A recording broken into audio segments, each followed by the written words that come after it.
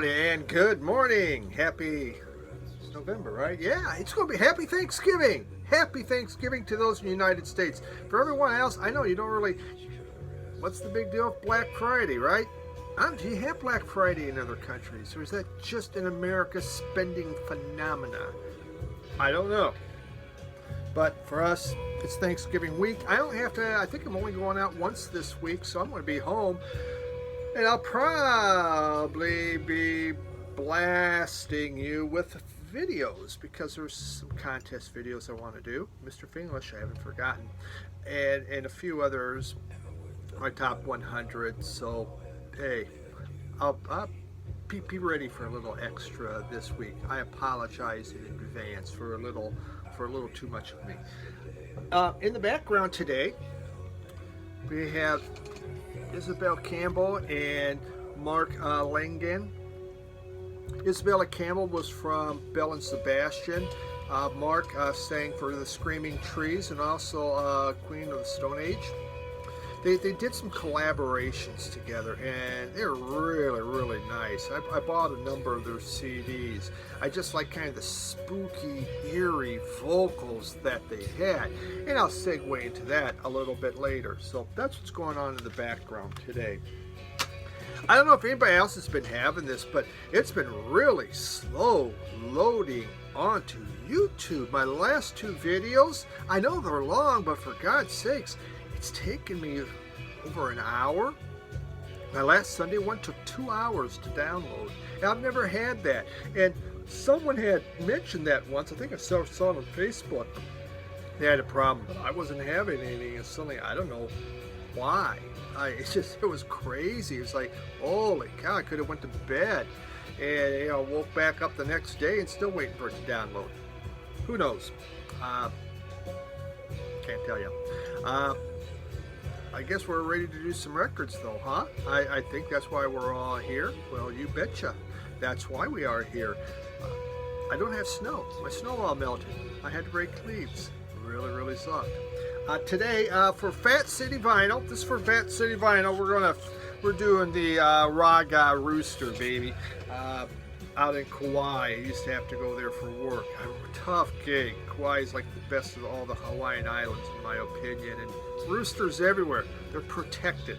So because the rooster's protected, it can just go wherever the damn well it wants. I mean, I hope someday I'm protected and I can go wherever I want to. But as of right now, I'm not protected and can still be shot.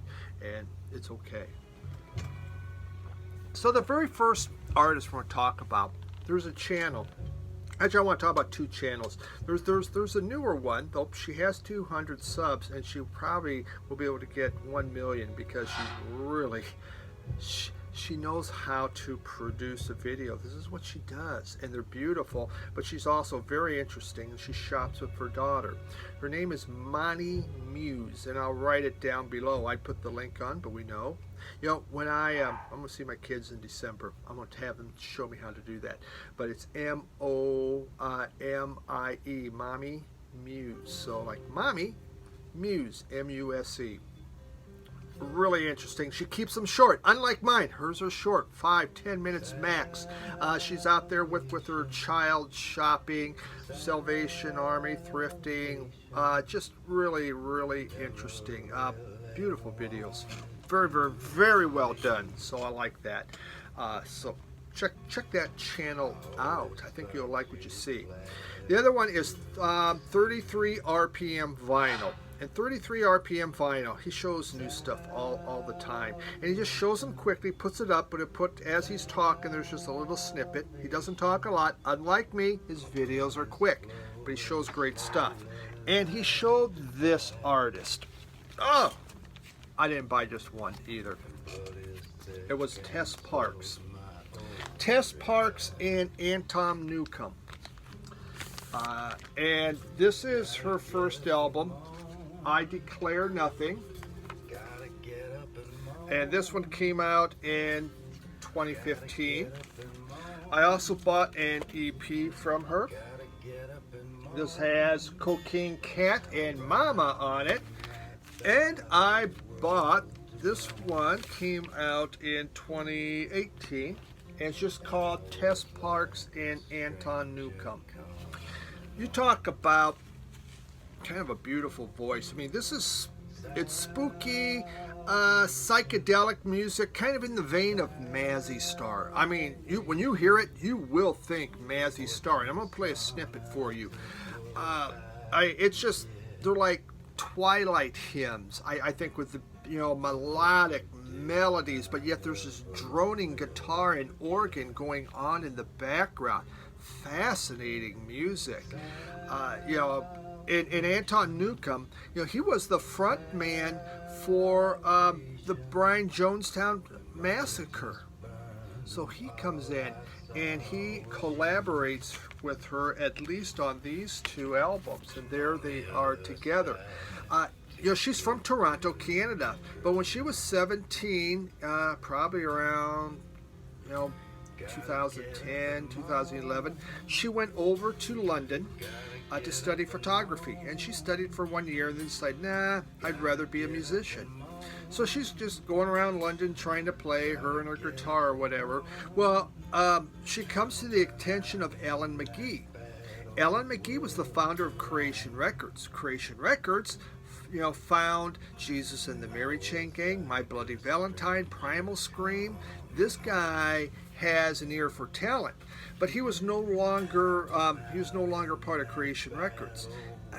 But he talked with her and says, listen, you need to form a band. You're really, really good. So she went out and in 2012 formed a band. In the meantime, Alan McGee, he formed another record label called 359 Music. And he went and he signed her. And that was in 2013. So she put out a few albums, and then she did, some singles, but then in 2015 she did this album here, I Declare Nothing. Incredibly beautiful music. It's like lo-fi alternative drones, shall we call it? And just has a hypnotic vibe to it. Again, very, very. If you like Mazzy Star, you would absolutely love this. This album's completely blocked with clips, but this one's not. Now, I do check clips every time, but on my last top 100, all of a sudden today, you can't do that clip. Well, damn you. Look, you said I could. So who knows? Great stuff. 33 RPM vinyl. Really appreciate you turning me on to Tess Parks. It's Tess Parks and Anton Newcomb. I think you'll like that.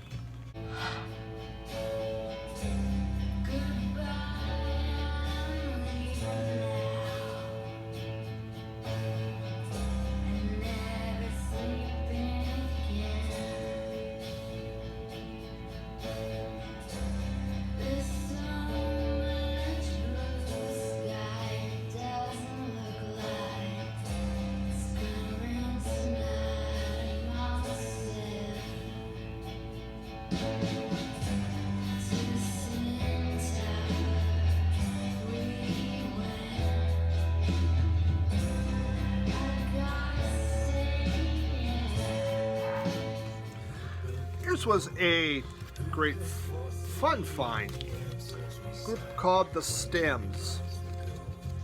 And they are, here we are, look at them. The Stems is from Perth, Australia.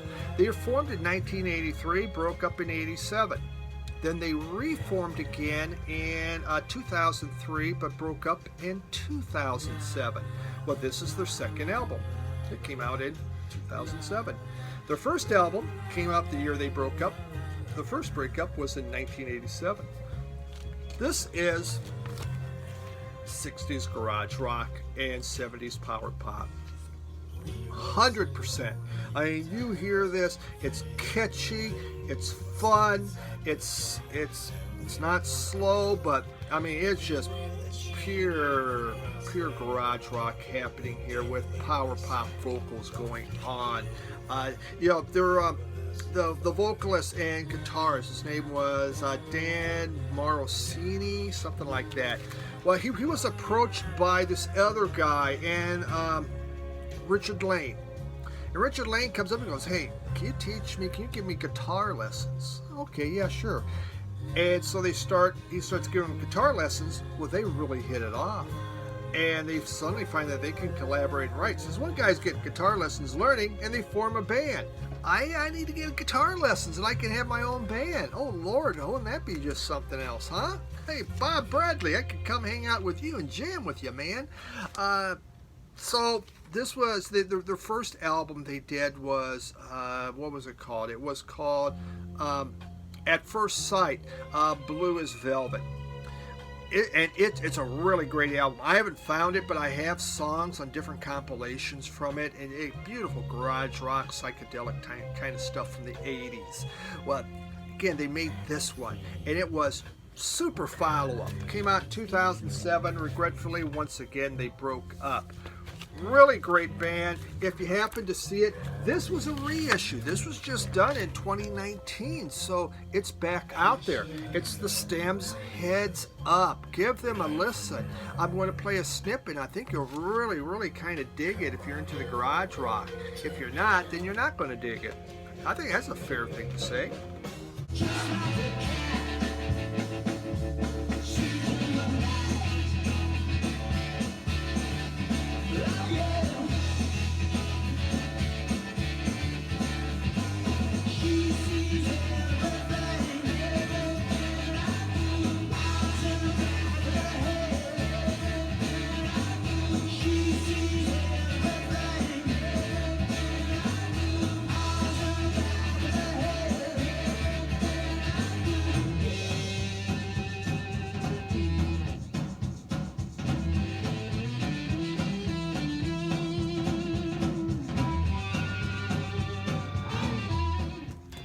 Excited about the next one. Can you believe that? I'm excited about some music I'm going to show you.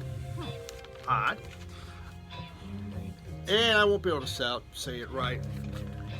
Tin-R-I-Win. Tin-R-I-Win? Tin-R-I-Win? I do know it means deserts. This group was formed in 1979, and they are still going because this is their newest album. I pre-ordered it, and I got it in a few weeks ago. These guys, they're from northern Mali, or basically they live in the Sahara Desert. Most all the members have been rebel fighters. They took up guns and began to fight different regimes and stuff. So they not only can they wield a guitar, they can also wield a gun. Just FYI, I wouldn't go throwing bottles at them in a concert. These guys, what can you say? It's really guitar driven. Though this one has a little bit more kind of acoustic guitar going on. They base their stuff on traditional Tuareg. Again, sorry about the pronunciation. My Mali is really bad. But it's on Tuareg melodies and rhythms. But then they use instruments, traditional instruments like the lute, it's called the shepherd's flute, and a tin drum. But they also have electric guitars, and they have some droning, and you'll just hear these droning guitars, kind of a psychedelic type feel. This album came about, and it's called Amadjar, which means foreign traveler. In 2018, they were done touring. They wanted to go back home, but home was having all kinds of problems with Islamist militants. It was really, really dangerous, and these Islamic militants, they wanted nothing to do with anybody that plays music. So they went to Morocco, and they kind of wandered the deserts in Morocco, and then were in the cities, but they got with other people and began to put together this album, thus called Foreign Traveler. Great stuff.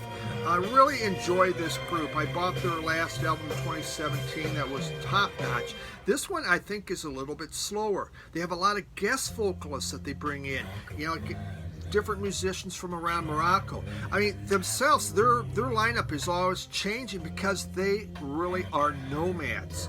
And so there's never, hey, it's time to record. Well, Bob, I don't know where Bob's at. He's out in the desert somewhere doing his thing. So they bring in Joe instead. And what you get a feel when you listen to this, I mean, it is like wandering in the desert. You know, you get almost like a kind of an empty, scary feel to their music.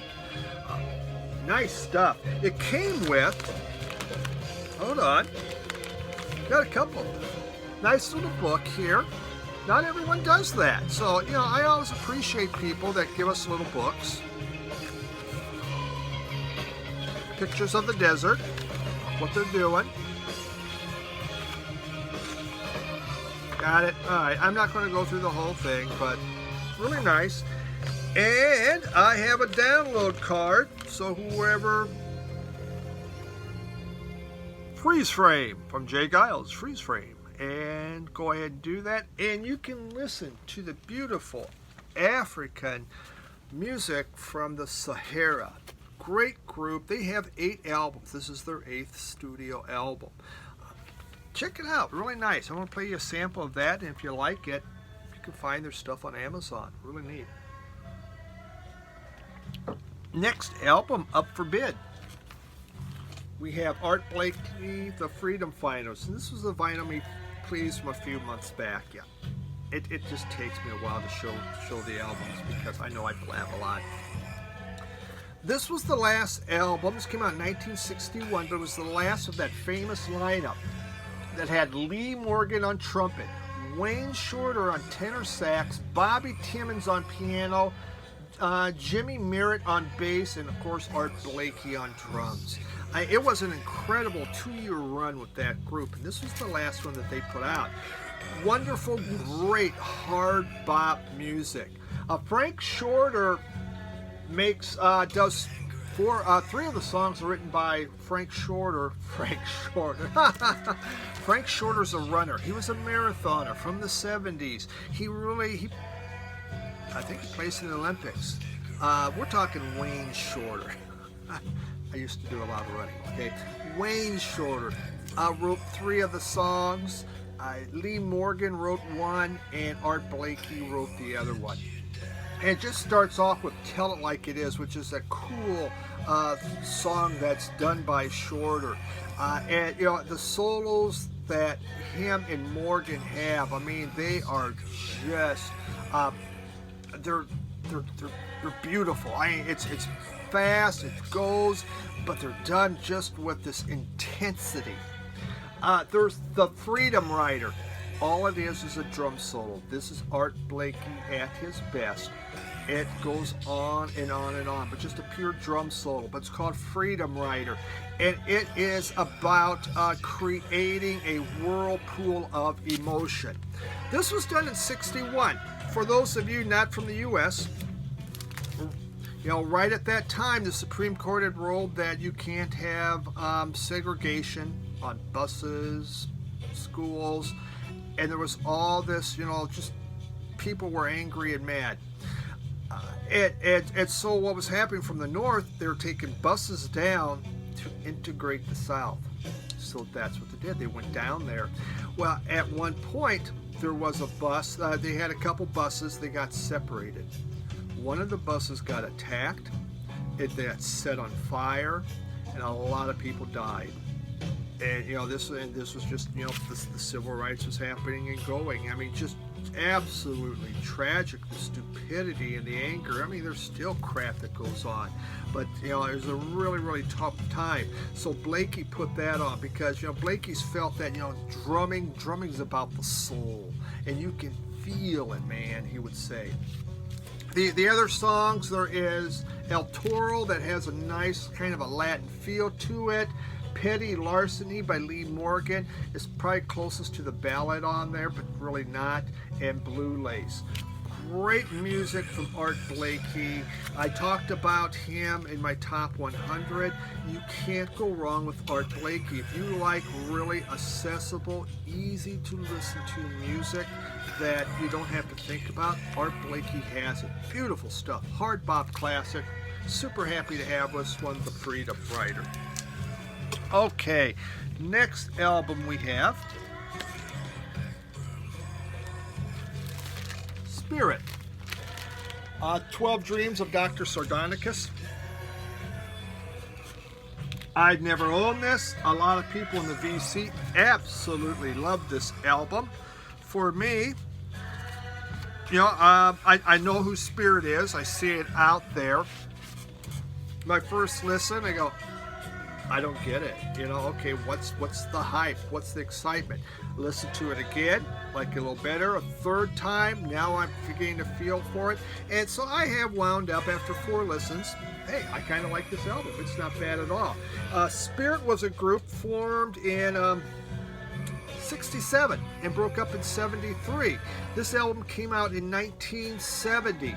So what was happening is the guitarist was Randy California. He had started with playing with Jimi Hendrix and the Flamin' in the Blue Flames. Well, the vocalist was Jay Ferguson. And so Randy California, he wanted to do an experimental album. Jay Ferguson says, no, we need to do something commercial. He was kind of interested in making some money. And so they really had a big riff going on. Well, they wound up kind of compromising, and they came up with this album. And it is considered by many one of those great psychedelic albums. You know, there is that experimentation going on. They even use a Moog synthesizer in there. They take tapes and they run them backwards, but yet there's these hard driving horns that are used in it. So it truly was this mesh from both of them. Well, after this came out, Jay Ferguson and the bass player was Mark Andes. They wound up leaving. They went to form JoJo Gunn, and then in the mid-70s, Jay Ferguson did a solo career.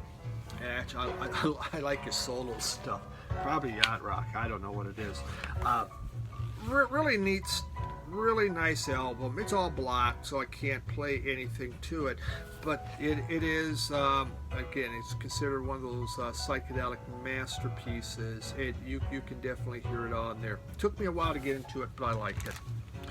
Just a couple fun pickups I'll show you quickly. We're not going to talk about them. I picked up a couple Pink Floyd bootlegs. This one, I even have it still. It was from Hamilton, Ontario concert from 1975, and this really goes through the Wish You Were Here concert. This Pink Floyd bootleg is live at Pompeii, a bootleg of that. The quality on both of these was pretty good. It wasn't bad at all. It was easy to, sometimes it's really hard to, the bootleg quality is really, really bad. It sounded more like that these were from a mixing desk. I really liked both of them. So just nice music from 2 of their best albums, and then they have some other classics in there. Last album. Woohoo! Man, we are moving today. At least I think we are. The Rationals. And this here is a group from Ann Arbor, Michigan, formed in 1964, busted up in 1970. A garage rock group, shall we say, kind of a little different. They recorded some singles. They had one hit. They did Otis Redding's Respect, went to number 92. Yeah, baby. This was the only album that they put out, and this came out in 1970. Obviously, it didn't do well. They broke up. What makes it interesting is it is autographed by the band members. So I thought that was really neat. The album cover itself is kind of roached. It was done on the Crew label. Something a little different. Some of that just fun 60s stuff from one of those groups that did an album and disappeared in life. Kind of a garage rock, a little tinge of psychedelic in there, and I'll play you a sample of that. I think I play you a sample of it. Maybe I don't. You'll find out, right? Okay.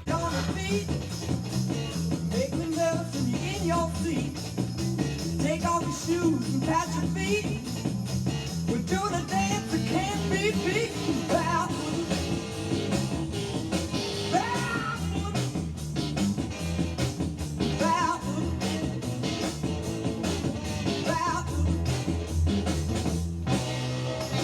Went to a party the other night.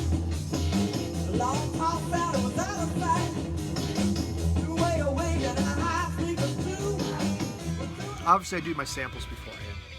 Thank you. There we got it. I did it. I think this is going to be under 30 minutes because I owe you a shorter one, not under 20. Big apology for that. Everyone, appreciate you tuning in once again to my channel. New subscribers, really cool. I hope you're still watching. Please comment. That's the best part of all this is my interaction with each and every one of you. As you talked about music, you give me things about music. Say, have you listened to this, Steve? Give this a try. Correct whatever I say. I don't care, man. It's all right. I know I say it all wrong. What the hell? That's my channel, man. I'm allowed to. So please do that. I'll have another installment of my top 100. We're over halfway done on that. It's been so much fun to do this. I'm going to have a couple little extras right in the middle of it, though, so it's going to still last for a little bit. Thank you. Everyone have a great week, and truly appreciate you spending time to watch this. Have a good week. Bye.